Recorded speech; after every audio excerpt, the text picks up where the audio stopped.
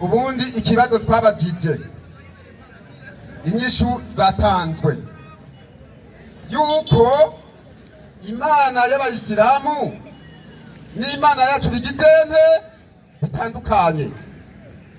Ibyo ntabyo yahakanye, yabyemeye. Naciye mvuga ni uyu murongo ni umwe mu mpamvu zituma abakristo tuvuga tuti Korani si igitabo cy'Imana, kubera iki cyarabahenze kibabwira yuko ngo imana yanyu n'imana yacu ari imana imwe rudende. Hanyuma nk'amanabwe twebwe turabye muri Bibiliya tubona neza yuko imana yacu ari inde?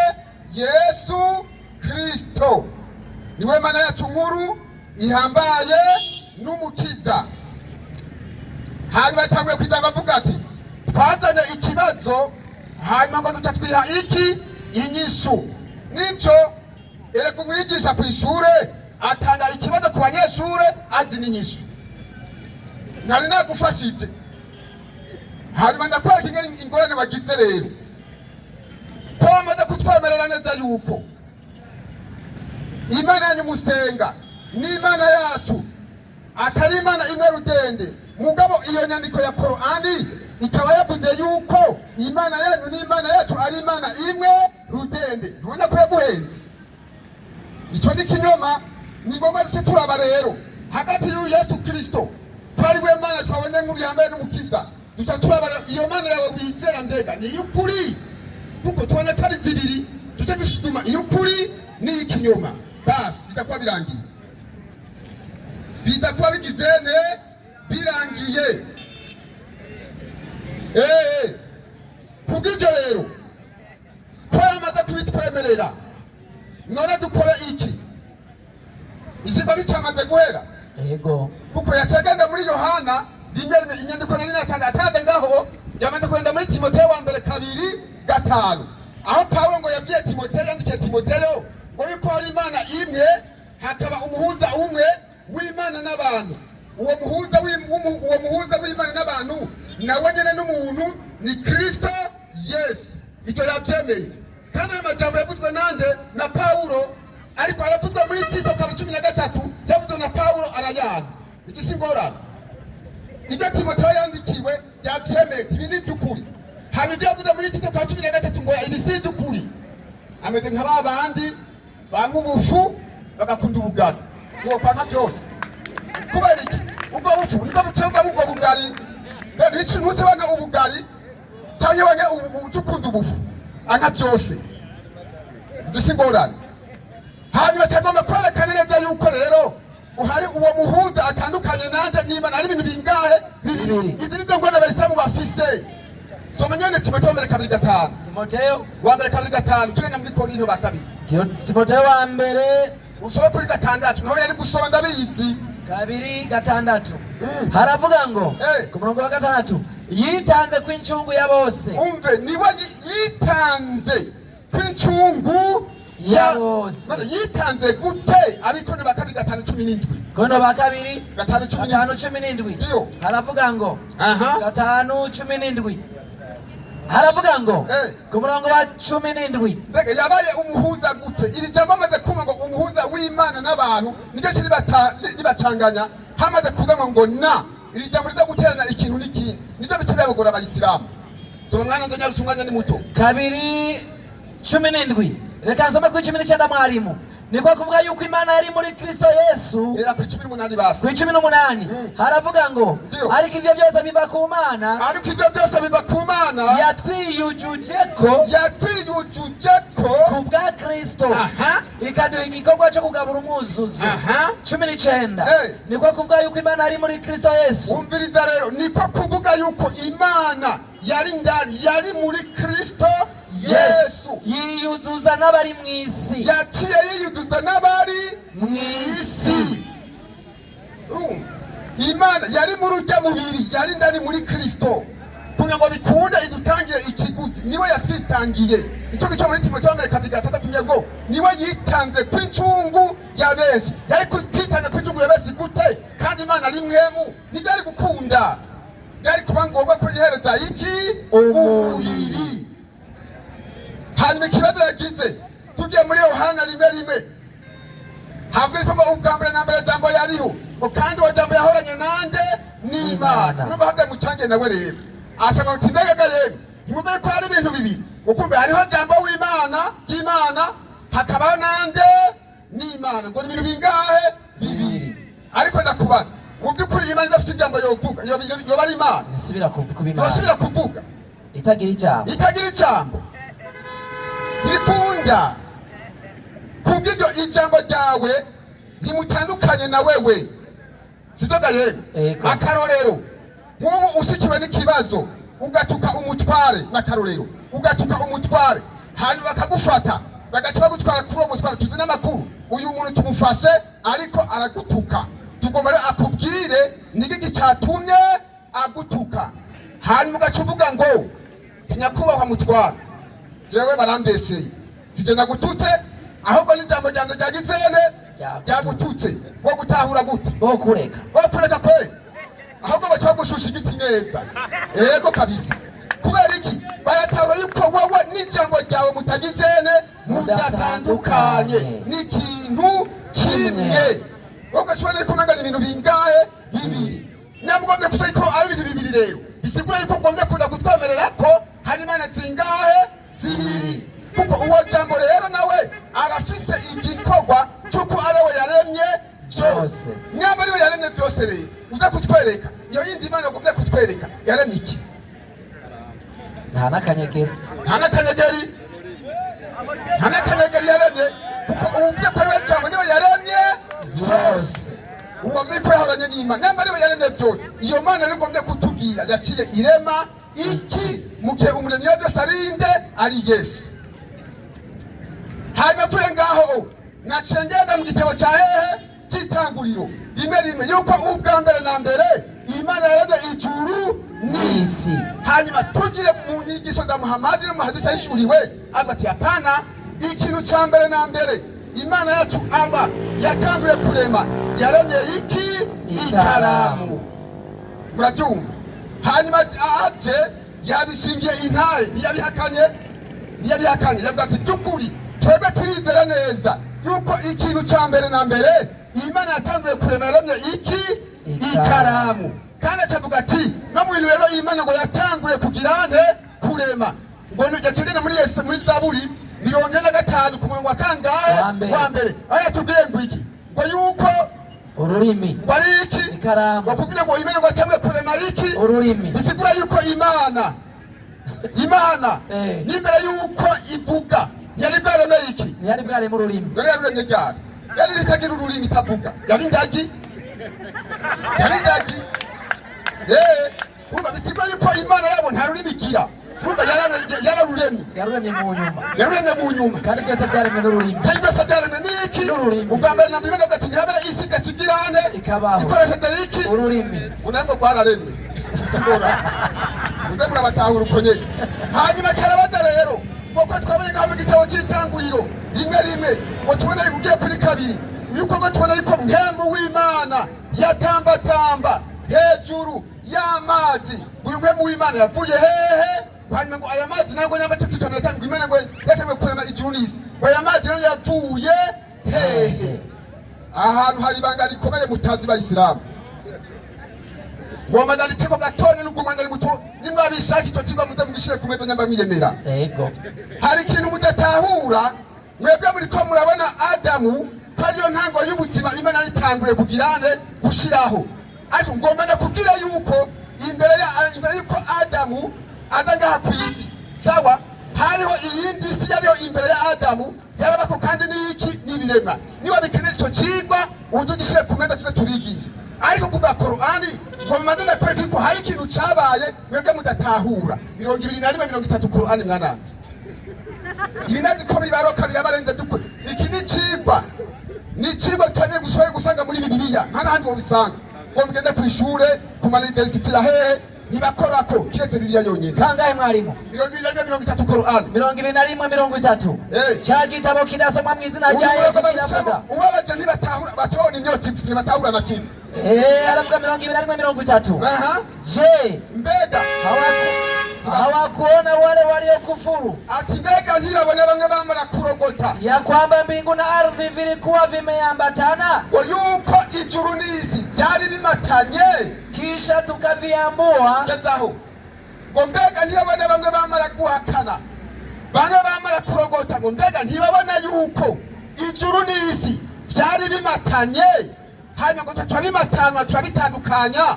Uca wiyumvira iki kibazo rero, iyi si n'ijuru byamatanye ryari, hari habaye iki? Kuko ibyo tubonye ngaha muri Korani batubwiye, Imana bisebisigura yuko byasanzwe biriho kandi nabyo bifite intama. Hari igihe byaremwe rero, byaremwe ryari. Handa guciye ku mayange niba bikenera ikicigwa utubishire ku meza. Hase minota 5. Handa mwitigaye minota 5. Emwije. Yewe nuko nyimbabazi. Hanyuma muri Matayo 20:20 ndateganya nyine tumanyura amberanye. Havuga ngo yuko ngo hari abantu bagiye, hari umugore agiye kwa Yesu, aramubwira ati aba bahungu banje babiri, we umushire iburyo uwundi umushire iburyo bwawe uwundi bubafu bwawe. Yaciye avuga ati ngo Yesu ngo nta bushobozi afise bwo gutanga n'iki n'agasonga bugari, niko yavuze. Ariko acaye bagiranye ndiko iri muri Luka 23:39. Soma mwana Luka 23:39 genda ku 24 kubera umwanya. Luka 23 ku murongo wa 39 genda ku 24 kubera umwanya. Ine na rimwe haravuga ngo ku murongo wa 41 niho ndi haravuga ngo ku murongo wa 41 umwanya nawo ni hatari kweli. Haravuga ngo tweho turishe kuko tungira ibihwanye n'ibyo twakoze, ariko uyu nta kibi yakoze. Ine na kabiri kandi aravuga wa musuma, urahavuze unyibuke Yesu niwaza aho uzozira mu bwami bwawe. Yesu aciyavuga ngo yaramwanye cyangwa yaramwemereye. Yesu aramwishura ngo iki? Ati ndakubwira ukuri uyu munsi nyene urabana nanje muri paradiso. Wasema takbir. Yesu akbaru. Kumbe Yesu anafutwa sababu kwa umuntu we paradiso. Twagi tumumwije ni wakwinjira mu bwami bw'ijuru nta wundi. Inyandiko nayo soma ntuzenya. Nawe yasoma. Cyane Ismaili. Ubundi mu mboro ndabazi kwe. Ismaili abasoma. Aradapasoma. Rindira ndamwemera. Hanyuma kandi yabadije yagenda muri 14:24. Aho yavuze ati yuko ngo Yesu ariko aravuga ngo nde data. Hanyuma aravuga ati uyu data ninde? Kuko yavuga ati mbega kandi ngo n'uyu mwana nawe kandi nawe ninde? Mukukwishura rimwe na rimwe kubera umwanya ari muto.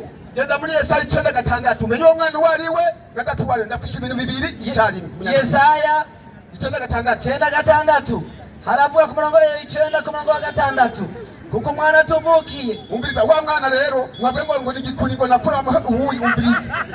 Kuko umwana tuvukiye. Umwana tuvukiye. Reka ndazome mpagaze. Umwana waheze nyarutsa. Kuko umwana tuvukiye. Duhawe umwana w'umuhungu. Ubutware bwe buzoba ku bitugu vyiwe. Azokwitwa igitangaza. Umucanama. Imana y'ubushobozi. Data wa twese ahoraho. Umukama w'amahoro. Haleluya.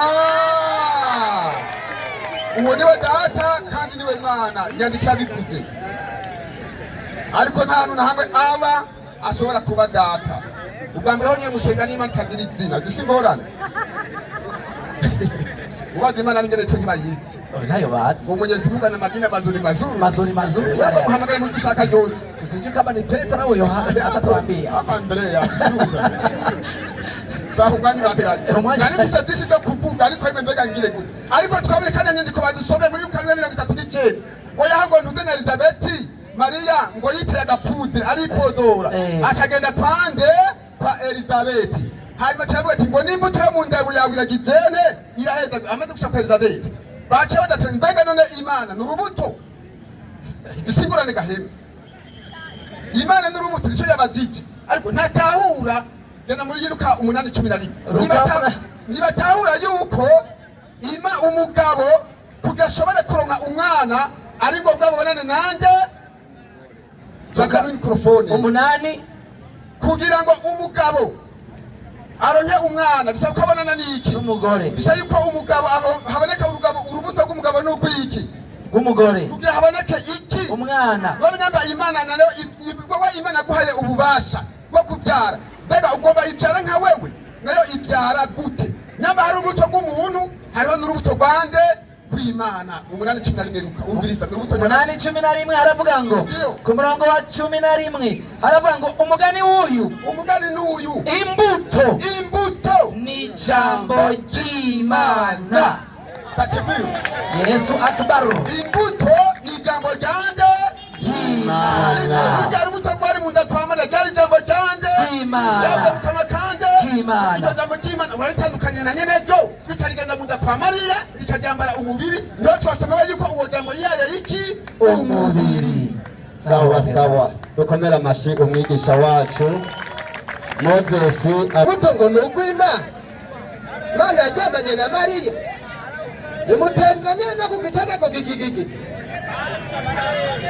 kabaje karibu inota 15. Naam, salamu alaykum wa rahmatullahi wa barakatuh. Wa alaykum assalam wa rahmatullahi wa barakatuh. Alhamdulillahi rabbil alamin. Wassalatu wassalamu ala hatimil nabiyyin wal mursalin Mustafa Muhammad sallallahu alayhi wa sallam. Ndajerewe cyane na Moses kuncura garutse ya kabiri. Byamunaniye arabura uko yiregura avuga ati nta kundi rekaze kwidodomba kuvyo mwarimu yanyishuye. Acahera ku cambere yidodomba tani nyandika rikaratanga. Ariko rero reka nanjye mpere ahahereje. Mwarimu yaguhaye akarorero k'ijambo ikaramu. None nawe uje kuhira mu kurangiza uvuga ati urubuto ni ijambo ry'iki ry'Imana. Bisobanura ijambo ry'Imana canke urubuto rirasobanurwa mu majambo menshi. Kari yavuga ati n'amajambo yanje niki ni karamu y'umuhinga. Nawe ucuzana kandi karorero kagira kangahe kabiri. Bisobanuje kuhirira nde mwarimu yabanje ngaha Yabitahuye. Watahuye Imana iguhezagire. None weje mpereye munsi nduga. Acaravuga ati usomye Yesaya 9:6 shaka iyo nyandiko tuyisubiremo uje kwerekana ko Yesu ngo ari Imana ihambaye niki n'ubushobozi. Kuko ngo bamwise azokwitwa. Soma iyo nyandiko kandi ugire n'ingoga. Yesaya 9:6 tuyisubiremo. 9:6 azokwitwa umujyanama Imana y'ubushobozi. Mbega azokwitwa ababimwise yavyiswe nande? Tandukanya kwitwa no kuba. Soma hiyo. Nyandikiragira iti ndiyo kuko umwana tuvukiye. Hemwe mwumvirize uyu ariko aravuga ngo kuko umwana tuvukiye ninde? Si Yesaya. Ni hagati ya Yesu na Yesaya hari imyaka 700. Uwo mwana avutse mu gihe cya Yesaya ni Yesu.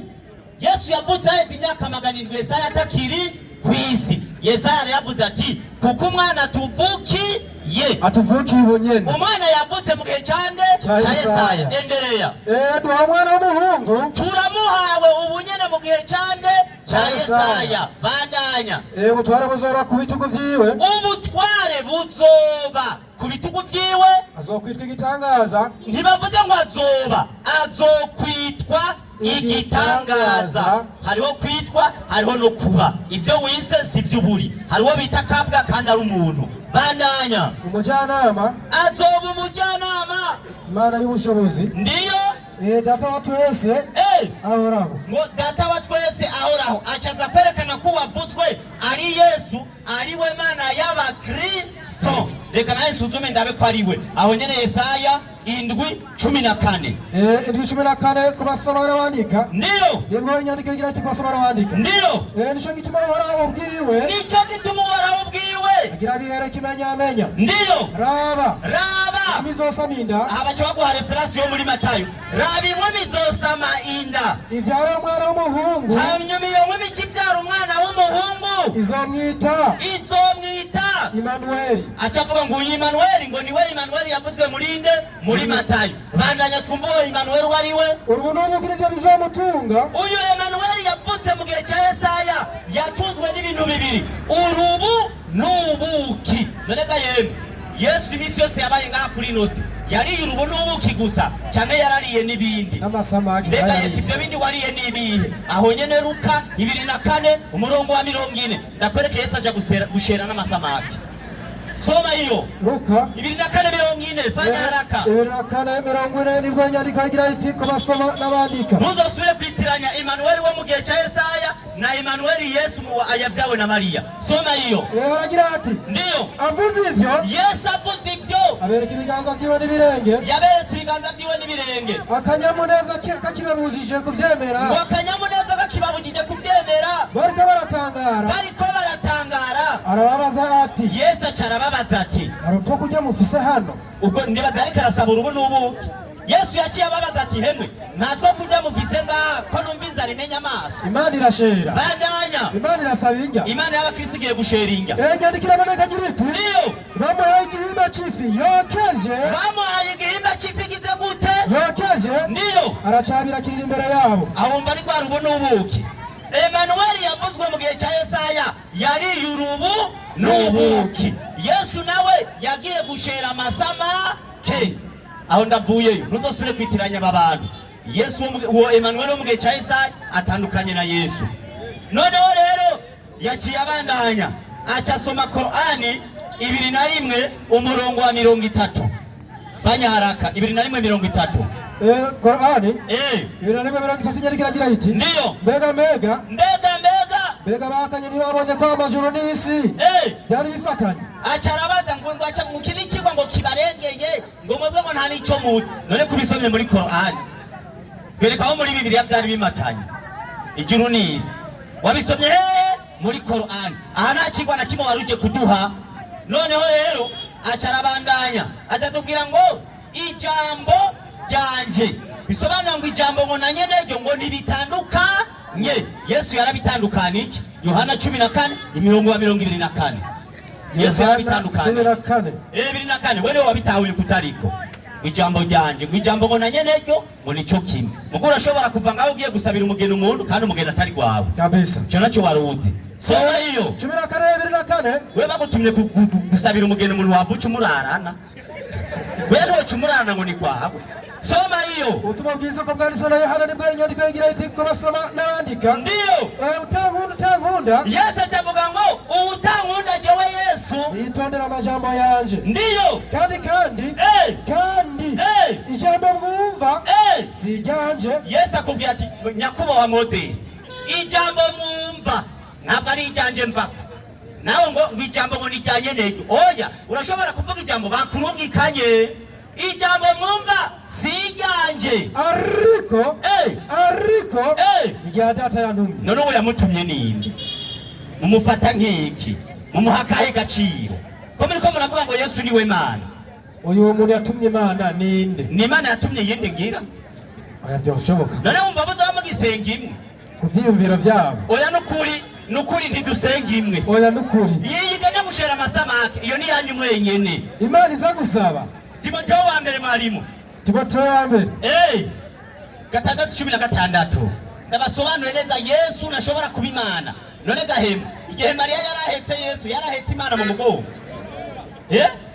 ndigihe Mariya yagenda gusenga ariko yasenga acavuga ngo kwizina rya data Yesu ari ku mugongo kwizina rya data agaca yunama ngo ni rya mwana kubera mwana yari hehe mu mugongo soma hiyo Timoteyo wa mbere 6:16 ndiyo nibwo inyandiko igira iti ndiyo nyene ifise ukudapfa hemwe Moses yahagaze ku maguru abiri avuga ngo Yesu niwe Mana aza gutanga n'ibihamya none acara tubwira ngo Yesu yaritanze sinzi ko yiyahuye araza kubisobanura ngo yaritanze mugabo Imana niyo yonyene ifise ukudapfa bandanya iba mu muco utegerwa hemwe Imana iba mu muco utegerwa atamuntu yigeze ayibona none Yesu baramubonye ntibamubonye baramubonye banyakubona abantu babonye Yesu baramubonye bagenda kubasaba amasamake bakamuha ifi yokeje mu cigira yarayiriye yayihawe n'abantu cyangwa yayihawe n'amajiri yayihawe n'abantu nimba yayihawe n'abantu bisobanura Yesu yarabonanye n'abantu ariko Imana abayisilamu dusenga ntishobora kuboneka ngo ugende uyiramutse ngo uyikubite ngo inumire bebe ngo ijya mu nda y'abagore Imana ivyagwe n'abagore inyandikira abandanya mwarimu murasuzugurana soma hiyo inyandiko irabandanya ikagira iki ndiyo atawushobora kuyibona nta muntu n'umwe ashobora kubona iki Imana tuyibonera mu bitanga no mu bushobozi bwa yo icyubahiro n'ubushobozi bidashira ibi vyayo amen. Icyo game ni cyarangiye cyaheze. None ushima rero kunyandiko menyere mwatanze nukuri ni turi bamwe niyo dusenga simwe mugabo iyaturemye mwarimo yagishimangiye iyaturemye ni Imana imwe ariko iyo dusenga simwe n'abakristo bwanyu muratandukanye namwe byo musenga simwe abikorino ba mbere 1:11 Abikorito iyo muba musenga yabaremye nimwe mugiye muba musenga imwe urushengero rumwe ruba rugo urundi ngo rube rujya urundi ngo rube rujya urundi rube rujya kandi zose ntizuzura soma iyo Abikorito ba mbere 1:11 1:11 Abikorito ba mbere 1:11 mwarimu fanya haraka ndimo ndacayo mwarimu umwanya nyandikira ngo ndiyo kuko namenye ibyanyu bene data yewe navuye mu Bukristo kubera namaze gutahura ibyanyu nabo kwa kirowe yuko ari mitongano hagati muri mwebwe. Iyi mitongano rero niyo yindi Paulo abwira Tito ngo Yesu ni Imana ihambaye n'umukiza hanyuma agacabwira Timoteyo ngo Yesu n'umuhuza huza Imana n'abaki n'abantu uwo yari Paulo kubera iyo mitongano rero yo kudahuza kwanyu byatumye mvayo endereya icyo mvuze ni iki yuko umuntu wese muri mwebwe avuga ati je ndi wa Paulo aba bari abadamu ngo twe turabakuru abo uwundi ti je ndi wa Paulo ndiyo uwundi ati je ndi wa Kefa aba nabo ba Yoshua nabo ngo natwe turabafekabu uwundi ati je ndi wa Kristo aba nabo ngo natwe turi byabona bya Kristo mbega Kristo aragabangarijwe n'ibice nimutubwire mwana mugabo y'inyama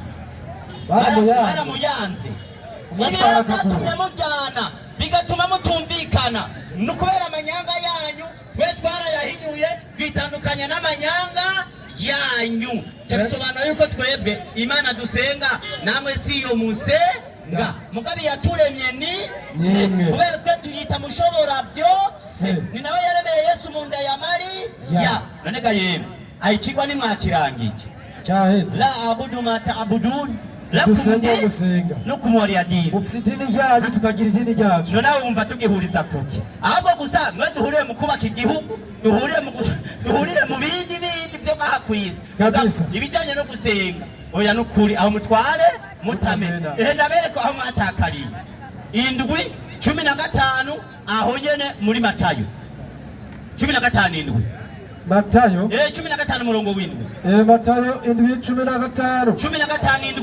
15:7 nibwo inyandiko igira iti kubasoma n'abandika ndiyo haravuga kandi akongera akavuga mwarimu ndiyo inyandiko iragira iti mwandi yadiyamwe mwebwe rero twe twitandukanije namo kubera tubona muri ndyarya umwe ngo Yesu ni Imana abandi nabo ngo Yesu n'umuhuza huza Imana n'abantu ubwo buryarya bwanyu babwiwe tuvuga ati nukuri twe nidusenga imwe bandanya mwandi yadiyamwe Yesaya yavuze neza ivyo avugishwa n'Imana kuri mwebwe ati ataba abantu aba banyu bahisha iminwa yabo basha muhuye ku munwa mwami Yesu iyo ngeze mu ngoro yawe ndanezerwa aho ni ku munwa gusa bandanya banyu bahisha iminwa yabo ndiyo ariko imitima yabo iri kure yanje bansengera ubusa none gahima abasenga Yesu ni bande sabo nabo Yesu abahaye angahe 0 bansengera iki ubusa wewe rindagira gusa umusenge ukomeze urindagire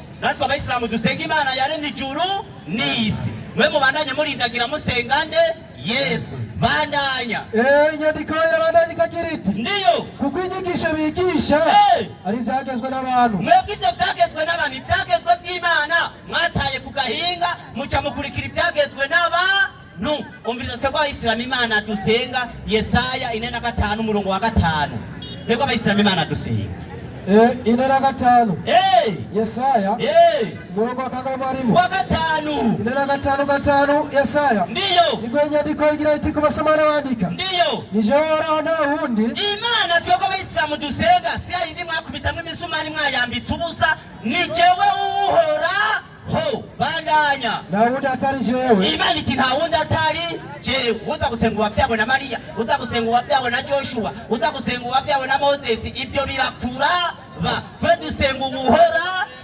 bandanya andiko inaendelea ikasema ndiyo nta yindi Mana iriho twebwe nta yindi iyo yiwanyigizwemo n'abaperesona batatu iri mu butatu iyo muyisenge ne ine na kabiri umunani aho nyene Yesaya ine na kabiri umunani ndiyo ine na kabiri umunani ndiyo nyandiko iragira iti ndiko ndigisha abantu tauhidi abumva tauhidi baca batahura soma hiyo umunani nyandiko iragira ati ndiyo jewe nduhoraho imana iti jewe ndi uhoraho Yesu ataravyagwa na Mariya ntiyari bwigera abaho ninde yari bwamubone kw'isi bandanya imana yamyeho ibi atana kimwe kirabaho iri ubu hariho ibintu izomandanye bahatana kimwe kihari bandanya je nduhoraho iryo niryo zina ryanje iryo niryo zina ryanje icubahiro canje n'icubahiro c'Imana sinzogiha uwundi nawe gucuta kubwira Yesu ngo Yesu ni Imana Imana iti icubahiro canje sinzogiha uyu ndi bandanya n'ishimwe ryanje sinzoriha ibigirwamana vy'ibibazano hariho n'abagenda ahantu hari ibigirwamana vy'ibibazano byose bagahita bikubita imbere aba nabo bagafata icubahiro c'Imana bagaca bagiha ibintu babaje mu mbaho ivyo twebwe nk'abayisilamu twaramutame na Yesu niyigeze abiki Imana mbega yewe nimba Yesu ko kari Imana uno musi mu cubahiro c'Imana Imana irasenga cyangwa irasengwa irasenga Imana irasenga Imana irasengwa umwanya uraheze Imana irasenga warahmatullahi wabarakatuh wa alaikum salam warahmatullahi wabarakatuh ibyigwa nuko bigenze mu minota 5 avuga ko ishuwe nuko atishuwe karibu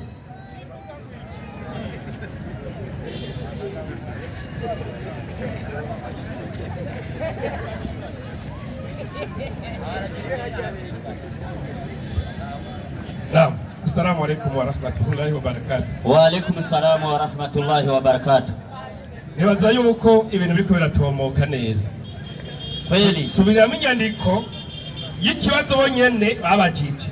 Kweli kabisa. Uyisome neza. Inyandiko igira iti Ego. Wala musibishane na watu waliopewa kitabu. Nimuzogiranira ibiganiro n'abajya abantu bahawe igitabo. Kabla yenu. Imbere yanyu. Ila kwa yale majadiliano yaliyo mazuri. Kiretse kuri ibyo biganiro vyiza. Isipokuwa wale waliodhulumu miongoni mwao. Kiretse babandi bamaze kunyaga imitima yabo.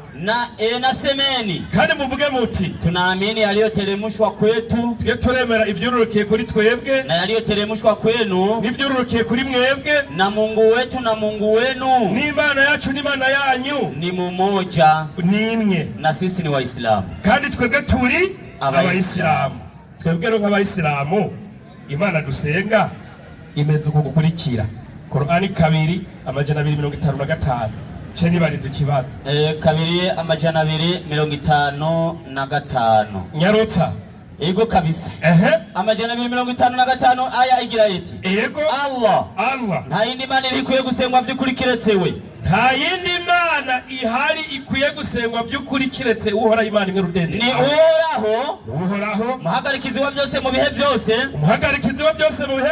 nafatwa no guhunikira cyangwa gusinzira Imana y'Abayisilamu basenga nta n'umunsi n'umwe yosinzira ngo ikubite n'urugoyi ibiri mu majuru no kwisi ni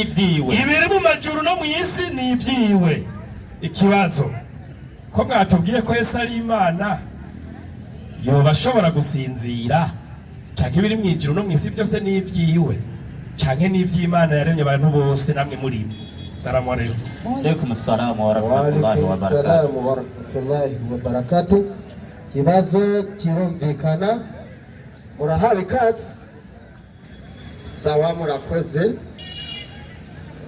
kibazo kiryoshe kandi cyane gose angomba mpagurutse umwigisha abishure ku kibazo mubajije kirumvikana kabisa Joshua ngwino nawe uramutse aba bantu nkaba mumubona kuri Afracope Media ku rubuga rwa YouTube canke Facebook nuwo ngwino wishure kino kibazo babajije mu minota yawe indwi tumakine n'amashimwe yose mu izina rya Yesu kazi haleluya ikibazo yabaje mu by'ukuri kimeze neza nshaka banze basubiramo basomera uwo murongo neza twumve ko mbega Imana ikiravugwa ni ya Qur'ani canke ni ya Bibiliya banze basomera urya murongo nyene yasomye 2:255 hasubiremo kandi abayisilamu bose bizera ko amajambo yanditse muri Korani Imana yabo aba ari iri kiravuga. Reka twumve iyo Mana ingene iri kiravuga, subiramwo. Amajana 255 zana ivyanditswe. Amajana 255 haravuga hati, koresha umwanya nk'amamega nyarutsa. Mwenyezi Mungu ati Imana hakuna mola ila yeye, nta Imana ibaho tureta yonyene, na ndiye mwenye uhai wa maisha. Komeza. Kusimamia kila jambo. Kusinzia hakumshiki wala kulala. Ni vyake peke yake vyote. Vilivyomo mbinguni na vilivyomo katika ardhi. Gezaho. Ariko asoma muri Korani y'ikirundi yavuze ngo iyo Mana niyo yaremye vyose, kandi vyose ni vyiyo Mana. Kandi muri Korani ni Imana ya Korani iri kiravuga ngo yo yivuga ngo vyose ni vyiyo Mana, umva ari vyayo. Oya, cyane ari indi Mana iri kiravuga, hari indi Mana iri kiravuga ni vyayo. Yarivuga ngo vyose ni ivyanje, mugo yavuga ngo vyose ni vyiyo Mana, n'ibiri mwijuru no mwisi, nguhoraho ni ivyiwe. Harundi uhora iyo Mana iri kiravuga. Mbego ninde? Abikona ba kabiri 12 ku murongo wa kabiri narutsa. Iyo indi Mana iri kiravuga ngo ni vyayo ni yihe? Kuko nigeze bago ni ivyanje, yavuga ngo ni vyayo. Nyarutsa. Abikorinto nyarutsa. Abikorinto ba kabiri 11:3 aravuga ngo. Hava 11:3 avuga ngo iki? 11:3 avuga ngo iki? Abikorinto nyarutsa, koresha umwanya. Samani kidogo. Abikorinto ba mbere 12:3 aravuga ngo. Avuga ngo iki? Nico gituma bamenyesha yuko atamunavugishwa namwe mu w'Imana. Bandanya. Avuga ati Yesu ni kivume. Komeza. Kandi atamunashobora kuvuga. Ngo iki? Ati Yesu nuhoraho. Ngo Yesu ninde? Nuhoraho. Bantu bagare ngaho nyene. Ngo Yesu ninde? Uhoraho. Umusomyi wiwe yatumye ngo iyo Mana ni uhoraho.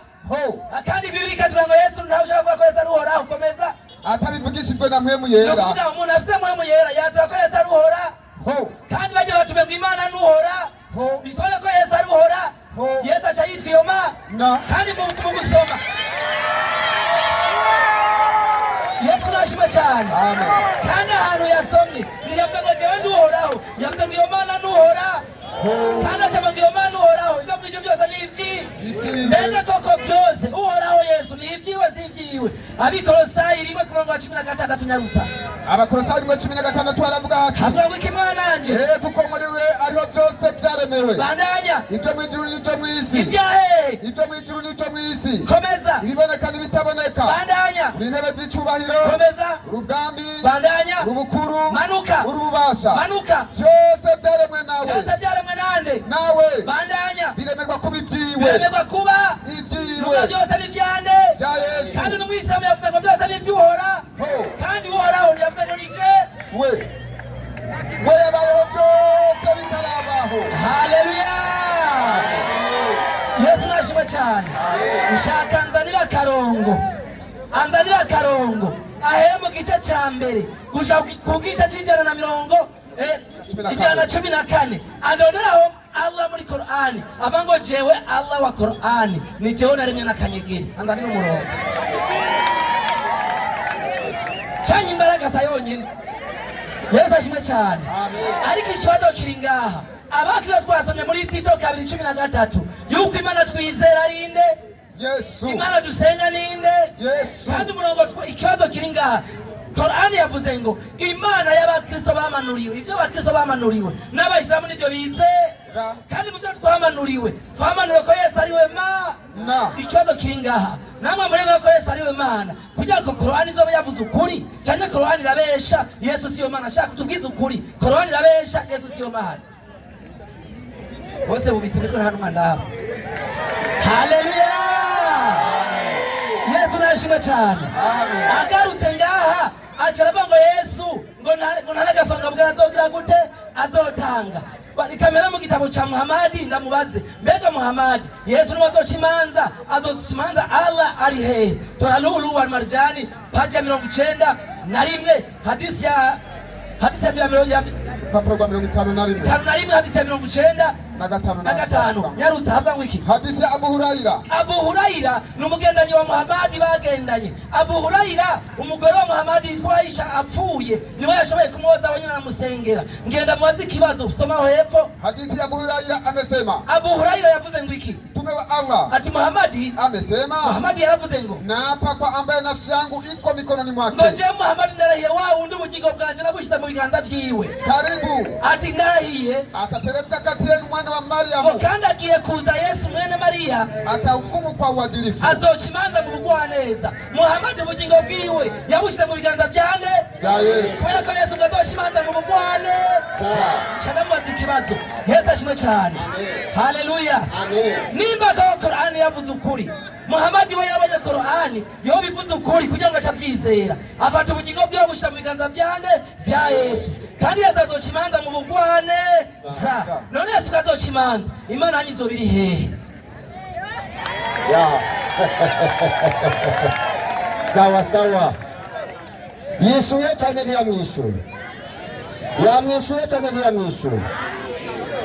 Reka duhe mugenzi wanjye twumve cyo bivugako. Assalamu alaikum wa rahmatullahi wa barakatuh. Wa Kristo haleluya. Mumongera mashi Joshua. Muhe. Basuratse gukweta. Basije hadisi y'utumuyimara tukakwitumuka. Yego. Ukatumuyimara basibyibutse. Katire hajya kweli agace.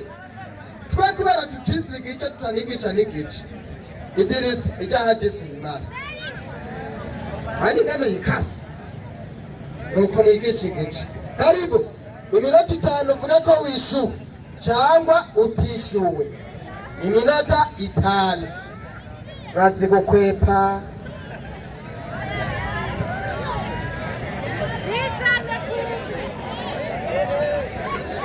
Naam. Assalamu alaikum wa rahmatullahi wa barakatuh. Wa alaikum salam wa rahmatullahi wa barakatuh. Hariho ibintu binatwengeje. Jewe mwari bavuye aha nahora nibaza ngo ni incabwenge. Kubera iki ni mwarimu? Ni professeur. Just narinzi ko yobaza ikibazo nk'icyo muri Qur'ani. Ngo ni he Imana ivuga ngo jewe Allah. Muri Qur'ani haro inuma y'Imana Muhammad hakaba na Allah. Allah yatumye Muhammad. Muhammad yabwiwe ubituma nande na Gaburiyeli. None iyo discours ngo mbiboneke gutura umwarimu kweri ko. Uri umuntu waciye ku ntebe y'ishuri ikibazo nk'icyo niwo kibanza. Kuko si Muhammad yanditse Qur'ani, si Imana yanditse Qur'ani. Muhammad ntiyari Imana ngo yibe ngo jewe. Ariko mbere zingana byabwenze Qur'ani 21:3 so menya ndi. 21:4 Qur'ani. 21:4 Nyarutsa igitabo ceranda Qur'ani. Neza cyane. 21:4 ndiyo. Sura tulisomara. Someri hafi ya ugireni ngoga. 21:4 neza cyane. Inasema hivi, ivuga ngo iki? Kwageze mwalimu. Inasema hivi, Bismillahirrahmanirrahim. Izina ry'Imana Nyirimbabazi Nyirimpuhwe. Mbega burya uzotabwa mu muriro ku munsi w'izuka. Abohewe amaboko imugongo. Yego. Kubera ubugarariji bwiwe. Gutyo ntashobora kuwikingira. Ubwo gaje ashobora kwikingira umuriro wa Gehinomu. Yobariwe ntore ku Mana Allah. Canke intore n'uri mu nema zo mu bwami bw'ijuru. Umuntu afise inema aje ashobora kuza kubesha hajya n'uri mu nyonga z'ijuru. Kubera ubugamburutsi bwiwe. Kuri uwo munsi rero abirengagije abantu bagiye muri rengagiza bazobwirwa ku gahemo bati muzobwirwa ku gahemo muti nimuhonje rero ibihano ku vyo mwari mwararondeye kw'isi. Bya bindi mwaguma murondera kw'isi muje kubesha hano. Agiye muri Korani jara guhaye inyandiko iboneka muri Korani 2:255 ngo Imana iri kiravugwa ngo ni Yesu ngo ni indi Mana ngo iri ahandi hantu. Wabarize discours direct na indirect kweli. Uriga fuye no style mwari mu muzimuza gusigura ibyo ngaha. Ni kibazo no kuri kwimana. soma inyandiko mwarimu ya Korani 2:255. 2:255. Yego. Iyi ntiwayikurikiranye. Oyaye.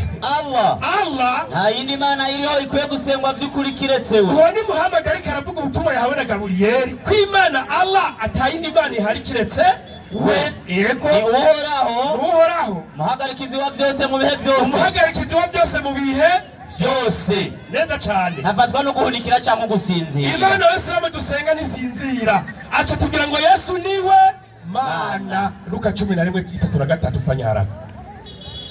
Ubutumwa bwanditswe na Luka 11:13. umurongo w'13. Yego. Inyandiko iragira iti ngwiki Yesu uyumvirize. Tega amatwi mu Yesu si Imana. Ntazigera banayo. Ntazigera kugeza arinda adova aha Imana yamushiza aciga urubanza. Haragira hati ngwiki none mwebwe 11:13. Yego. None mwebwe ko muzi guha abana banyu. Luka 11:13. Neza cyane. 8:23 sorry. 8:23. Sorry yego. Yego kabisa. Inyandiko iragira iti yego. 8:23. Haragira hati nawe Yesu yiyumvirize neza. Yarutsa. Bariko baragenda. Arasinzira. Yesu agira gute? Hamanuka inkumbi. Yesu yasinziririye mu bwato kuko ntiyari Imana. Inkumbi y'umuyaga. Ubwato bwagumye bucanwa n'Imana. Yesu yasinze karagona. Ubwato bwariko burazura amazi. Yego. Bari mwirinde ry'amazi. Barabaza bati baramukangura. Yesu baragenda abantu barakangura nde? Yesu bati mwigisha. Ati mwigisha abazi ko atari Imana bari bazi ko ari mwarimu. Turapfuye. Ati mwigisha turapfuye. Arikangura kuko yarasinziriye. Neza cyane. Nimba Yesu yarikanguye Imana irasinzira. Nico kibazo namubajije. Yigeza cyako. Imana irajya. Imana nyimba yararemye byose Yesu yari kuja gusaba indi ashonje. Yesu nyimba yari Imana yari kuja ku musukoni kurondera kw'imyanya akabibura. Matayo 20:19 fanya haraka. Matayo 20:19. Yego. Mwanya waheze. Ngaha ku kibuga hanyuma turaza gusaba umwigisha ku ruhande rw'Abayisilamu ashobore kwishura cyangwa afata ingingo yo kwizera Yesu Kristo nk'umwami n'umukiza w'ubuzima bwiwe. Tumwakire Yosuwa niwe agarutse n'amashyi menshi ku kibazo cyawe tuguhaye kazi. Ndabira umwanya wanje. Sawa. Yesu nashimwe cyane. Hari kibazo yakumye agarukana ngaha. Umwigisha wanza banza aramwihoza. Acabona umengo yagize ubuhinga bwose. Umwigisha cyamunaniye. Yavuga ko Imana yacu yagiye gusaba iki? Sishobora kumwe agarukana. Reka bayemere muri Korani 2:245 Nyarutsa. Koresha umwanya nk'amamega. Koresha 2:245. Barwani. 200. Ninga imbere yawe. 2:285. Ego, Nyarutsa. 2:245. Ego, Nyarutsa. Haravuga ngo iki? 2:245. Nyarutsa. Ni nani atakaye mkopesha Mwenyezi Mungu mkopo mwema ili amzidishie mzidisho mwingi? Gezaho. Korani iravuze ngo ninde yoha umukopo iyo Mana yanje nayo ikazomwishura. Nukuba Imana y'Abayisilamu isabiki? Baligenesha. Isabiki? Ideni. Isabiki? Ideni. Iyo deni isabito rijana. Iyo deni zorijana izorihiki. Yesu ashimwe cyane. Reka nibaze ikibazo cyanjye rero. Korani 19:85 Nyarutsa. Korani 19:85 haravuga hati Nyarutsa. Wakumbushe siku tutakayowakusanya wachaji Mungu. Iyo Mana izakopesha tomati yoyo Nyarutsa. Kuwapeleka kwa mwingi wa rehema kuwa ni wageni wake. Ati niwibuke ati ya Muhammadi nubibutse cyagihe jewe Imana nzokwegeranya bubaha Imana nkabajana ku Mana yabonye n'ubushobozi bakayibera abashitsi. Imana yakorana ivuga ngo nzokwegeranya bubaha Imana ibajane ku Mana nye n'ubushobozi bayibera abashitsi. Iyi Mana izobegeranya ninde? Iyi nayo izobakira bakayibera abashitsi ku munsi w'imperuka. Nimba atari Yesu ninde? Nibaze bishure. Salamu alaikum wa rahmatullahi wa barakatuh. Joshua abajije neza 19:85 Qur'ani. Ikibazo cyumvikana neza cyane kandi kirasobanutse ku basomyi n'abanditsi, kirasobanutse. Rero Mwarimu Idirisa ufite iminota 7 uzo mwishuri, birasobanutse neza cyane. Ibintu biri ku mugaragaro mpaka kieleweke. Naam. Assalamu alaikum wa rahmatullahi wa barakatuh. Wa alaikum assalam wa rahmatullahi wa barakatuh. Imbere yuko nishura ikibazo yaje ngaho aravuga ati Yesu ku munsi w'imperuka niwe azoza guca urubanza. Ndaraba Yoshua navuga ati mbega uri mwarimu, Yesu aza guca urubanza mw'ijuru, ahitanye ibintu byo mw'isi wabijanye mw'ijuru. Aho nyene Korani 6:1 umurongo wa 6 mwarimu, hadisi yo musi ndagusubize ku ishuri wige Korani 6. ngo Yesu ngwari mu 6:6 ubugingo bwangu bwa Muhammad ngo mimwe ya Yesu inna lillahi wa inna ilaihi rajiun. Soma nyandiko Inasema hivi, hadisi yo musego, namba ya hadithi katika Sahih al-Bukhari kutoka kwa Ibn Musayyib kwamba alimsikia Abu Huraira akisema. Abu Huraira yaravuze ati, amesema Mtume wa Allah subhanahu wa ta'ala, ati numa imana yaravuze iti, ninapa yule ambaye nafsi yangu imo mikononi mwake. Yaraye kururia yari Yesu bari bahuriye, yari avuga uhora Imana rugira byose, kwarahiye kujya ibishaya y'abantu mu biganza vyiwe, uhora Imana rugira byose. Bandanya, kwa hakika mu byukuri atateremka kwenu Isa mwana wa Mariamu, azomanuka kuri mwebwe Yesu umuhungu wa Mariya kwa hukumu yenye uadilifu, ngo kandi azomanuka mw'isi, si mw'ijuru,